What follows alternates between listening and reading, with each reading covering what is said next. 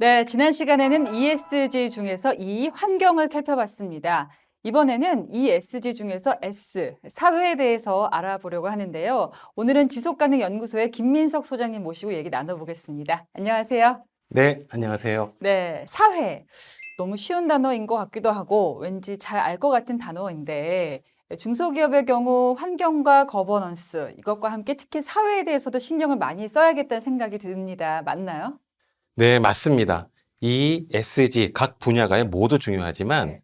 사회 영역의 경우 인권, 안전, 노동, 정보 보안, 그리고 공급망 ESG 등 최근에 그 범위가 굉장히 많이 확대가 되고 있고요.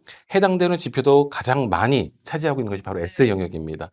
그러다 보니까 모두 잘하기가 쉽지도 않은 분야이기도 한데요.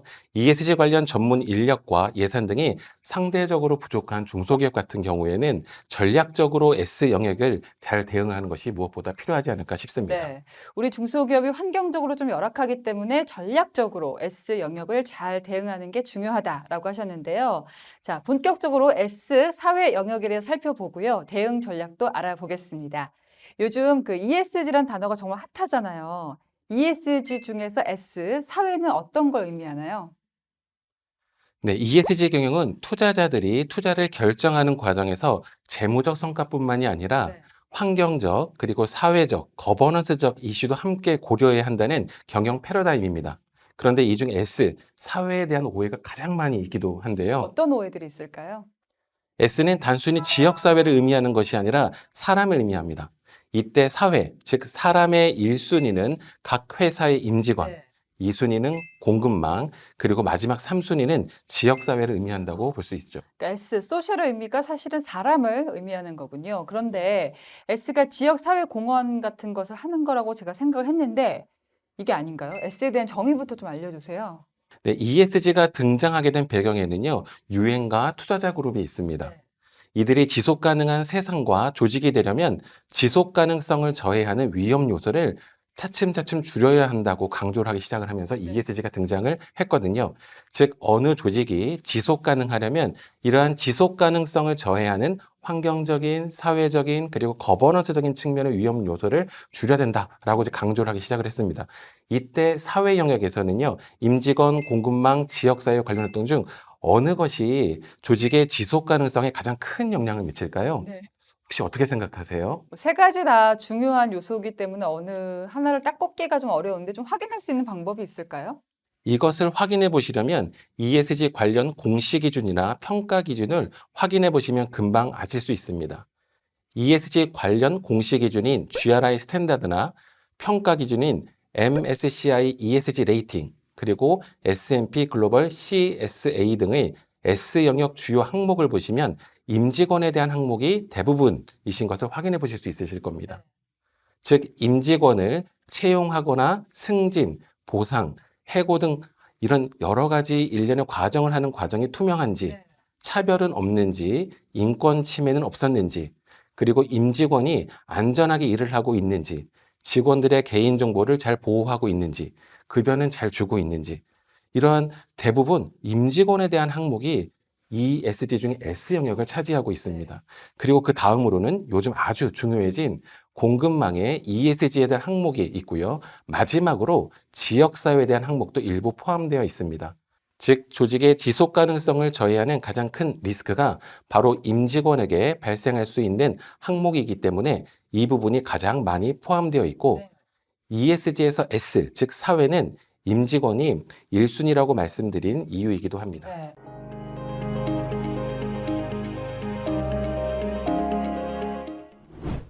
사회 영역에서 임직원과 공급망 그리고 지역사회에 대한 설명 조금 이해가 됐는데요. 그런데 조금 더 근본적인 질문이 있습니다. 중소기업도 ESG 경영을 해야 하는지, 해야 한다면 S 영역에서 어떤 것을 신경 써야 되는지요? 네, 실제로 중소기업도 ESG 경영을 해야 되나요? 라는 질문을 많이들 하고 네. 계십니다. 그러면 제 대답은 네, 그럼요. 당연히 중소기업도 ESG를 알아야 하고 관심을 가지셔야 합니다. 라고 저는 말씀을 드리고 있습니다. 그 이유를 지금부터 설명해 드릴게요. ESG 경영의 핵심은 지속 가능성입니다. ESG는 environmental, 즉 환경적인, 네. 그리고 social, 사회적인, 마지막으로 governance, 즉 지배구조라는 영문 첫 글자를 조합한 단어인데요. 지속 성장을 위해서 E, 환경은 기업의 친환경 경영을 의미하고요. S, 사회는 기업의 사회적 책임을, 그리고 G, 지배구조는 기업의 투명한 지배구조와 윤리 경영 등을 의미합니다. 즉, ESG 경영은 기업의 장기적인 가치를 추구하기 위해서 재무적 가치뿐 아니라 ESG와 같은 비재무적 가치를 함께 고려해서 기업 경영을 하는 것을 뜻하는 것인데요. 네. 그런데 이때 조직을 구성하고 있는 것은 결국 사람이고요. 사람이 바로 S, 즉 사회이므로 지속 가능성의 주요 축이 바로 S가 된다고 볼 수 있습니다. 정리하면요. 거버넌스는 조직의 기본이 되고, 그리고 기업의 주축은 사람이고, 이들이 만드는 성과가 환경이라고 이해하시면 어렵지 않으실 것 같습니다. 그리고 최근에는요, 공급망 관리에 대한 이슈가 매우 강하게 요구받고 있는데요. 네. 공급망 관리도 S의 중요한 항목입니다. 즉, 중소기업의 ESG가 중요한 이유도 바로 공급망 관리 이슈가 많아지고 있기 때문이기도 합니다. ESG가 환경, 사회, 거버넌스 좀 따로 있는 것 같은데 결국엔 다 이렇게 연결이 되고 있다는 거였습니다. 여기서 또 궁금한 게 생겼습니다. 중소기업의 ESG는 공급망 관리 차원에서 중요하다라고 말씀하셨잖아요. 공급망 관리가 뭔가요? 네, 공급망 관리는 쉽게 말씀드리면 협력업체를 관리하는 것을 의미합니다. 모든 기업은 혼자의 힘으로 제품을 만들거나 서비스를 제공할 수가 없거든요. 누군가의 협력이 반드시 필요한데 보통은 가격, 품질, 납기 등을 관리하는 것이 가장 일반적입니다. 그런데 이제는 협력업체의 ESG까지도 모기업이, 즉 원청기업이 챙겨야 한다는 것을 의미합니다. EU, 즉 유럽연합 국가들은요, 이와 같은 협력업체의 ESG 경영을 챙기라는 지침까지 만들었고, 독일을 포함한 많은 국가들이 공급망 실사법과 같은 규제까지 만들어서 강하게 요구하고 있는 상황이기도 합니다. 왜냐하면 어느 기업이 TV를 만든다고 치면 TV를 만드는 기업은 ESG 경영을 잘하고 있는데, 만약 그 기업에 부품을 납품하는 협력업체들이 제대로 ESG 경영을 하지 않고 환경 오염을 시키면서 부품을 만들거나 또는 인권 침해를 유발하면서 또는 비윤리적인 방식으로 기업 경영을 하면서 부품을 만든 다음에 원청 기업에 공급을 하면 이렇게 나쁜 방식으로 만들어진 부품을 가지고 만든 TV는 과연 좋은 제품이라고 볼 수 있을까요? 그러니까 ESG 경영을 실천하는 기업에서 나온 제품이라고 하더라도 협력 업체에서 ESG를 실천하지 않는다면 그 결과물이 뭐 좋은 결과물이다 이렇게 보긴 좀 어려울 것 같습니다. 네, 맞습니다.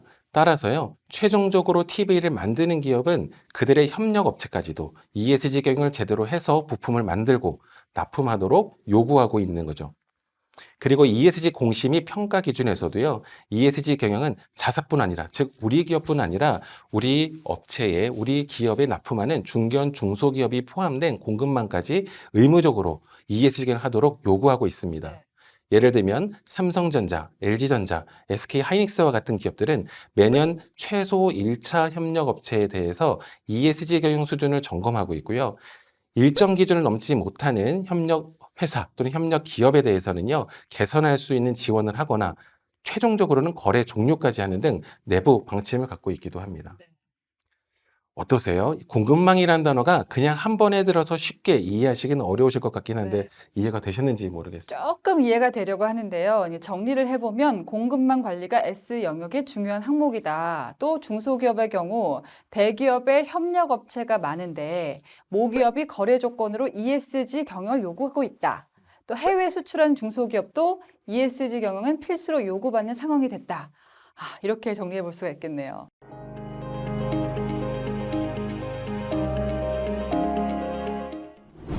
소장님, 그렇다면요, 우리나라 중소기업 ESG 경영을 잘할 준비는 되어 있습니까? 사실 ESG를 제대로 하려면 쉽지 않습니다. 얼마 전 중소기업 중앙회가 중소기업 621곳을 대상으로 조사한 ESG 대응 현황 결과를 발표했는데요. 응답한 기업 10곳 중 2곳은 ESG 평가 요구 경험이 있다고 답했고요. 즉 우리가 ESG 경영 잘하라고 원청 기업이라든지 외부로부터 요구를 실제로 받았다라고 하는 거고요. 요구한 거래처는 주로 대기업이 80%가 높고 해외 거래처가 약 30%에 달하는 등 이런 현황이 조사가 된 바 있습니다. 네. 그리고 중소기업의 약 50.8%는요, 요구받는 ESG 정보량 및 평가 기준이 점차 강화되고 있다. 즉, 예전에 비해서 계속해서 ESG를 잘해라 요구를 점점 더 강화돼서 요구를 받고 있다라고 응답을 했고요. 이러다 보니까 중소기업 입장에서도요, ESG 경영을 더는 소홀히 할 수 없는 환경으로 변하고 있습니다. 이처럼 공급망에 대한 ESG 경영 요구가 증가하고 있지만 중소기업에 대한 거래처의 지원은 전혀 없음이 거의 65%를 차지하고 있고요. 약간 지원하고는 있지만 거의 도움이 되지 않는다라는 네. 그런 의견도 상당히 많이 조사되어 있습니다. 즉, 중소기업의 ESG 현실은 녹록지 않음을 우리가 알 수 있죠. 이에 대해 한국 정부는요, 2021년 ESG 인프라 확충 방안이라는 계획을 중견 중소기업의 ESG 역량 강화 계획을 포함했고요. 네. 정부 차원의 다양한 지원 계획을 수립한다고 발표하기도 했습니다. 중소기업은 이제 주로 공급망에 포함되어 있는 경우가 많기 때문에 ESG 경영도 요구받는 경우가 많은데 우리나라 중소기업은 여러 이유로 ESG 경영을 잘 하기가 쉽지 않은 현실이다. 이렇게 말씀을 하셨습니다. 그러면요, 만약 중소기업이 ESG 경영을 잘 못했어요. 어떤 문제가 생길까요? ESG라는 용어는 투자자가 이야기한 용어입니다. 하지만 이제는 더 이상 투자자와 피투자 기업만의 문제가 아니라 ESG 경영을 해야 하는 당위성이 이제는 공급망까지 확대된 것이 트렌드라고 볼 수 있는데요. 네. 즉, 투자자로부터 직접적인 요구를 받는 대기업군 이외에 이들 대기업과 거래하거나 해외로 수출하는 중견 중소기업도 ESG 경영을 해야 생존할 수 있는 그런 상황이 되었다라고 앞에서 제가 말씀을 드렸는데요. ESG를 평가하는 이런 기준에 공급망의 ESG 관리가 포함되어 있고 ESG적으로 논란이 있는 곳과 거래하는 것 자체가 모기업, 즉 원청 기업의 ESG 수준을 떨어뜨리는 결과를 초래하기 때문에 국내외 그런 기업들은 비즈니스 거래 조건 중 하나로 ESG 경영을 요구하기 시작했습니다. 네. 즉, 우리의 협력 업체가 ESG 경영 못하는 그런 곳과 우리가 거래를 하면 우리 회사의 ESG 점수가 떨어지게 되는 거죠. 즉, 실제로 삼성전자와 LG전자 등 이런 기업들은요, 신규 업체를 등록하는 기준에 ESG 요소가 이미 포함이 되어 있고요. 네. 현재 거래 중인 업체들에 대해서도 매년 ESG 현황을 조사하고 문제가 있는 협력 업체는 거래를 종료하거나 적극적으로 개선을 요구하고 있습니다. 나아가 조사한 협력업체의 ESG 경영 수준을 매년 그들의 지속 가능 경영 보고서를 통해서 공개하고 있습니다. 네, 그러니까 ESG 가운데서 S 영역이 매우 넓은 의미가 있고요. 그 중에서도 중소기업은 특히 공급망 관리 관점에서 신경을 써야 한다는 거, 이걸 강조해 주신 것 같습니다. 그러면요, 공급망 관리 이외에 다른 항목도 좀 설명을 해주세요. 정말 넓고 다양한 주제가 포함되어 있다라고 말씀하셨잖아요. 네, ESG와 관련해서 2006년에 유엔과 투자자들은 PRI라는 책임 투자 원칙이라는 조직을 만들었습니다. 네. 이곳에서 정의한 S의 주요 항목은 인권, 근로자 안전, 현대 노예 및 아동 근로 여부, 그리고 근로 조건 등이 포함되어 있습니다. 그런데 앞서 ESG 경영을 진행할 때 가장 많은 오해가 있는 부분이 S, 즉 사회 영역이라고 말씀드리고 우선순위에 있어서도 설명을 드렸었는데요. 다시 정리하자면 S는 society, 즉 사회를 의미하는 것이 아니라 social, ESG가 environmental, social and governance인데요. society가 아니라 social로 형용사형으로 우리가 이야기를 하고 있습니다. 형용사형이라고 하는 그 뒷단어는 바로 issue라는 단어가 붙어 있는 건데요. 네. 소셜 이슈를 뜻한다라고 우리가 생각을 하시면 될 것 같은데, 한때 일부 기업이 ESG 경영을 잘하겠다라고 사회공헌 활동을 강조하기도 했었습니다. 사실 ESG의 사회는 해당 조직이 사회에 영향을 미치는 이슈와 위험을 관리하는 것을 의미합니다. 즉, 조직 구성원들의 채용과 이직, 퇴사, 정규직 비율, 여성 비율, 장애인 고용률 등의 항목이 포함되어 있고요. 구성원들이 인권 문제에 노출되지 않도록 해야 하고 개인정보 보호 등을 잘하고 있는 것도 사회 영역의 아주 중요한 항목이 됩니다. 실제로 산업통상자원부에서 제공한 ESG 가이드라인에서는요, S에 대한 주요 항목으로 다음과 같은 항목을 제시하고 있습니다. 산업통상자원부에서는요, 각 기업들이 지켜야 되는 ESG 가이드라인, 즉 KESG 가이드라인을 만들어서 배포를 해 주었는데요. 네. 이 중에 ESG 중에 총 61개의 항목이 있는데 그 중에 사회 영역이 22개로 가장 많은 포션을 차지하고 있습니다. 네. 사회에 구성되어 있는 항목들을 보시면 조금 더 이해가 용이하실 텐데요. 먼저 중요한 내용들만 설명을 드리도록 하겠습니다. 노동 분야에서는 정규직 비율, 네. 자발적 이직률, 교육 훈련비, 복리 후생비, 그리고 결사의 자유보장이라는 항목이 들어 있습니다. 네. 즉 우리 회사가 ESG를 잘하려면요, S 영역에 있어서는 임직원이 가장 중요하다고 말씀드렸는데, 임직원이 도대체 뭐가 중요하느냐?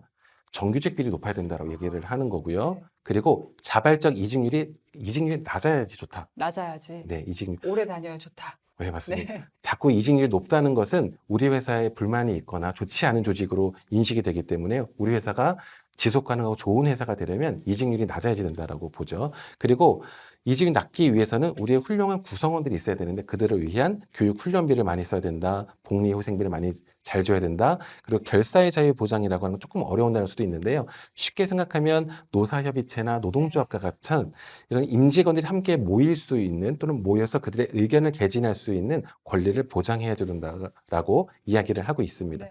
또 요즘에 굉장히 중요한 핫한 키워드가요, 다양성이라는 그 내용이 있는데요.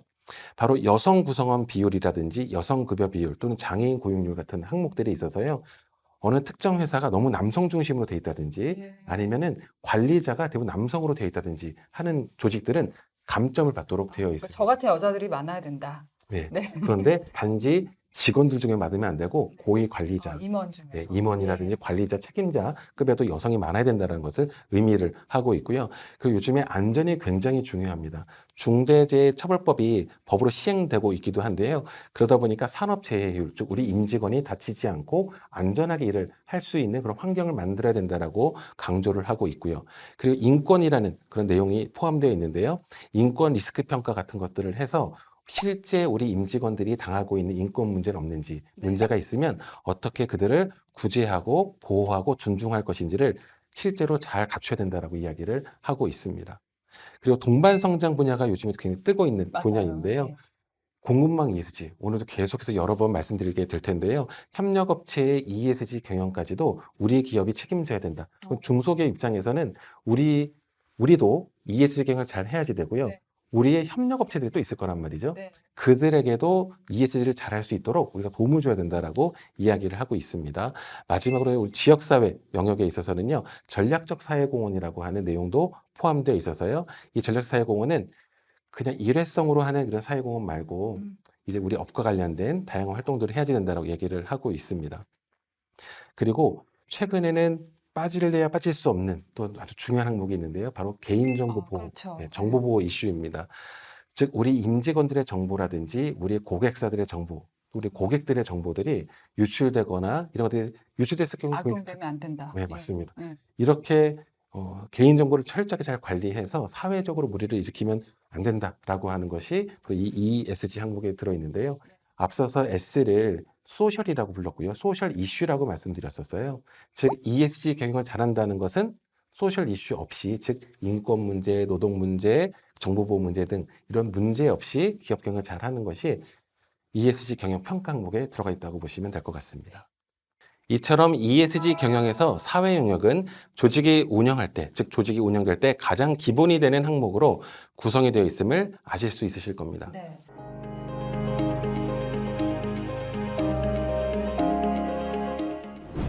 사회 영역에 포함되어 있는 항목을 보니까 이제 조금은 감이 잡히는 것 같습니다. 그런데요, ESG를 잘하기 위해서 중소기업이 알아야 하는 기본적인 내용, 지식 같은 게 또 있을까요? 왜냐하면 요즘 시중에 ESG 관련 책이 진짜 많잖아요. 다들 비슷비슷하기도 하고 ESG의 일부만 담고 있는 것 같은데요. 혹시 중소기업이 ESG 경영을 잘하기 위해서 이것만큼은 알았으면 좋겠다. 소개를 좀 해주시죠. 가장 대표적인 기준이 2010년 11월 1일에 발표된 기업을 포함한 모든 조직의 사회적 책임에 관한 국제규격인 ISO 또는 ISO라고 부르는데요. 네. ISO 26000이라는 그런 표준이 있습니다. 사회적 책임에 대한 국제 표준이라고 하는데요. 처음엔 기업이 사회적 책임에 대한 기준으로 만들고자 했지만 결국 모든 조직, 즉 기업뿐만이 아니라 모든 조직이 따라야 되는 사회적 책임 범용 표준으로 제정이 되었습니다. 네. ISO 26000은요, 기업뿐 아니라 국가를 제외한 모든 조직, 즉 공공, 민간, 비영리 등 모든 조직이 준수해야 되는 기준이라고 정해져 있고요. 이것 또한 ESG와 관련이 매우 깊습니다. ISO 26000에서 사회적 책임의 목적을 지속가능 발전에 기여함으로 정의하고 있는데요. ESG 경영 또한 지속 가능성을 위해서 해야 한다고 하고 있거든요. 네. 즉, 궁극적인 목표는 지속 가능한 발전이고 지속 가능하려면 경제적, 사회적, 환경적 책임과 그에 따른 성과가 뒷받침되어야 한다는 것입니다. ISO 26000은요, 총 7개 분야에 대한 책임을 이야기하고 있는데 거버넌스, 인권, 노동, 환경, 공정한 경영, 소비자 이슈, 마지막으로 지역사회 참여와 발전 등으로 구분하고 있습니다. 네. 다음으로 기업들이 관심을 가져야 할 내용으로는요, 산업통상자원부가 제시한 KESG 가이드라인과 공급망 대응 KESG 가이드라인이라는 것이 있습니다. 앞서 표에서 살펴본 것이 바로 KESG 가이드라인을 정리해 본 것인데요. 우리나라 기업이 기본적으로 알아야 하고 관리해야 하는 61개 항목을 제시하기도 했습니다. 그리고 지난 12월에는 수출하는 중견 중소기업을 포함한 수출기업을 대상으로 공급망 대응 KESG 가이드라인을 제시하기도 했습니다. 그리고 한국 ESG 기준원이라는 곳에서 제시한 ESG 모범 기준이라는 자료를 참고하시면 중소기업도 굉장히 많은 도움이 되실 겁니다. 그렇군요. 여러 가지 기준이 있어요. 만약 기업이 이런 기준들을 안 지키면 또 어떻게 되는 건가요? 네, 아주 좋은 질문을 해 주셨습니다. 네. 지금까지 ESG 중에서도 S에 대한 여러 가지 말씀을 드렸는데요. 저 많은 것을 우리가 다 지켜야 될까 고민이 많이 되실 텐데요. 먼저 ISO 26000을 설명드리면 한국말로는 사회적 책임에 대한 지침이라고 부르고요. 영어로는 Guidance on Social Responsibility라고 부릅니다. 즉 가이드라인, 가이던스라는 이름이 앞에 붙어 있는데요. 가이드라인이라고 하는 것은 강제사항이 아닙니다. 즉 법적인 불이익은 없다라고 하는 것이고요. 하지만 ISO 26000 내용 중 상당 부분이 법과 관련된 내용을 포함하고 있어서 환경, 사회, 지배구조 영역의 개별법에 따라 불이익을 받을 수는 있습니다. 네. 그리고 KESG 가이드라인 등도 모두 강제성은 없습니다. 다만 이러한 ESG 관련 성과가 좋은 기업은 투자자와 소비자에 의해 선택될 수 있기 때문에 중소기업에게는 조금 다른 면이 있어서요. 이런 것도 좀 조심하실 필요는 있다. 무조건 법이 아니니까 안 지켜도 돼라는 것이 아니라 우리 현실에 맞게 적용을 해보셔야 된다고 하는 건데요. 예를 들면 거래처에서 ESG를 필수 거래 조건으로 요구하는 사례가 증가했다는 것입니다. 일정 점수에 도달하지 못한 협력업체는요, 거래에서 배제되거나, 즉, 앞서서 삼성이나 LG, SK 같은 곳들은 모든 협력업체, 1차 모든 업체들에 대해서 ESG 수준을 평가하고 있다고 했는데요. 이렇게 일정 수준에 도달하지 못하면 협력업체로서의 지위를 상실하게 된다라고 하는 거죠. 그리고 문제가 있을 경우에는 적극적인 개선을 요청하고 있고요. EU처럼 공급망의 지속 가능성 여부를 법적인 요건으로 확인하게 하는 등 규제가 점점 강해지고 있다는 것입니다. 우리나라의 경우도요, 2025년도부터는 상장되어 있는 기업은 의무적으로 ESG 관련 내용을 공시하도록 하는 법이 만들어지기도 했습니다. 즉, 지금까지는 가이드라인처럼 자율에 맡겼다면 네. 점점 법으로 강제화가 되고 있다는 것이 특징이 될 것 같아요. 자, 그런데 소장님 제가 잘 이해가 안 되는 부분이 있어요. 사실 기업은 이익을 창출하기 위해서 만들어진 집단이잖아요. 아무래도 ESG를 하려면 돈이 들 것이고 또 이익에 직접적인 도움이 되지는 않을 것 같거든요. 오히려 기업 입장에서는 마이너스가 될 수도 있는데 그럼에도 불구하고 기업들은 ESG를 왜 하는 걸까요? 네, ESG 경영 하는 목적을 우리가 생각해 볼 필요가 있습니다. ESG를 강조한 투자자는요, 누구보다도 돈, 즉, 재무적 가치를 중요하게 생각하는 집단이거든요. ESG는 장기적으로 지속적으로 수익을 내기 위해 필요한 요소다라고 투자자는 이야기를 하고 있습니다. 사실 ESG 경영이 중요한 것이 아니라요. 지속 가능 경영이 훨씬 더 중요한 개념입니다. 최근 갑자기 ESG 경영이 유행하다 보니까요. 잘못된 정보가 많이 알려져 있는 것도 현재 문제라고 보실 수가 있는데요. 우선 ESG는 단기적으로 마이너스가 될 수 있습니다. 우리 말씀해 주신 것처럼 기업이 돈을 벌어야 되는데 ESG 하면 우리의 손해 아니야라고 분명히 생각하실 수가 있다라고 하는 거죠. 하지만 지속 가능 경영은 장기적 관점의 성장을 이야기하는 것이기 때문에요. 재무적 관점과 비재무적 관점의 최적점을 찾는 것이 가장 중요하다고 볼 수 있습니다. 예를 들면 어느 한 기업이 아동이나 또는 강제노동 등 인권 문제가 있지만 단가를 낮추기 위해 인건비가 저렴한 협력업체와 거래를 한다든지 네. 즉 우리 협력업체에 어린아이가 일을 하고 있다든지 아니면 강제 노예 같은 사람들이 일을 하고 있는 그런 협력업체와 거래를 한다든지 아니면 반복적으로 인명을 해치는 안전사고가 발생한다든지 또는 있어서는 안 되지만 안타깝게도 이미 많은 전례들이 있다라고 하는 겁니다. 네. 즉 이런 업체들과 거래하면 안 되는데 이렇게 나쁜 협력업체들과 거래하는 사례가 많이 있었었는데요. 이러다 보니까 ESG를 제대로 하려다 보면요. 일시적으로는 재무적 성과가 낮아질 수 있습니다. 네. 그런 문제가 없는 좋은 기업들과 거래를 해야지 되다 보면요. 좀 단가가 높아질 수는 있겠죠. 하지만 장기적으로는 우리 조직에 훨씬 더 좋은 성과를 가져다 준다는 것이 ESG 경영을 설명하고 있는 관점입니다. 네. 대기업이니까 잘하고 있겠지라고 생각했지만 아니었던 것이 너무나 많이 있기도 한데요. 조금 더 자세히 설명을 좀 드리자면 네. 만약에 A라는 회사가 있었습니다. 이 회사는 미국에 있는 정유 업체인데요. 실제로 있었던 기업이고 현재도 있는 기업이기도 합니다. 이 A라는 회사가요, 정유 회사이다 보니까 유조선, 자기는 회사 유조선이 있었었는데요. 이 유조선의 선장이 음주 운항을, 술을 마시고 운전을 했던 사건이 있었습니다. 술을 마시고 배를 몰고 가다가요, 알래스카 해안의 암초와 이제 부딪히는 사건이 생기게 된 거죠.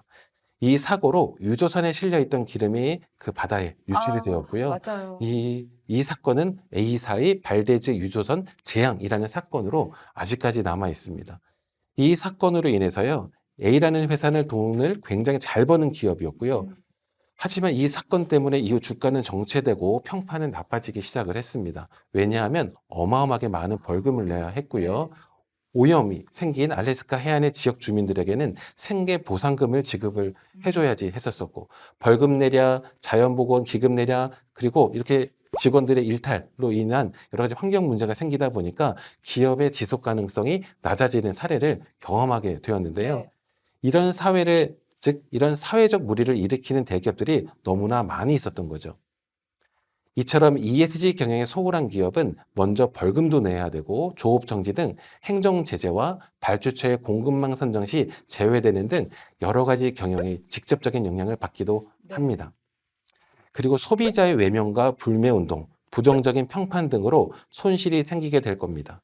그래서 오히려 ESG를 제대로 하지 않으면 기업에 마이너스가 되는 사례도 많이 있기 때문에 조심할 필요가 있습니다. 자, 그러면요. ISO 26000과 같은 국제 기준도 잘 지키고 또 사회적 책임을 다하면서 ESG 경영을 잘하는 그야말로 정말 솔선수범하는 대표적인 기업들이 있을까요?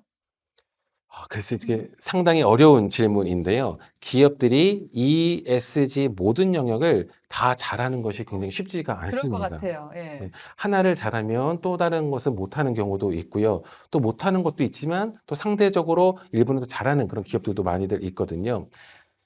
그래도 일부 잘한다고 해서 소문난 기업도 몇 군데 있기는 합니다. 이름만 들어도 이 기업 하실 수 있는데요. 대표적인 기업으로 파타고니아라는 회사가 있습니다. 혹시 들어보셨을까요? 들어봤죠. 예. Don't buy this jacket이라는 광고 카피로 유명한 기업이잖아요. 네, 네. 맞습니다. 아마 이 회사가 가장 유명한 기업이기도 하고요. 지금 말씀해 주신 그 광고 카피가 그 유명한 그런 광고 카피이기도 할 겁니다. 이 광고를 하기 시작한 건요, 2011년이었었습니다.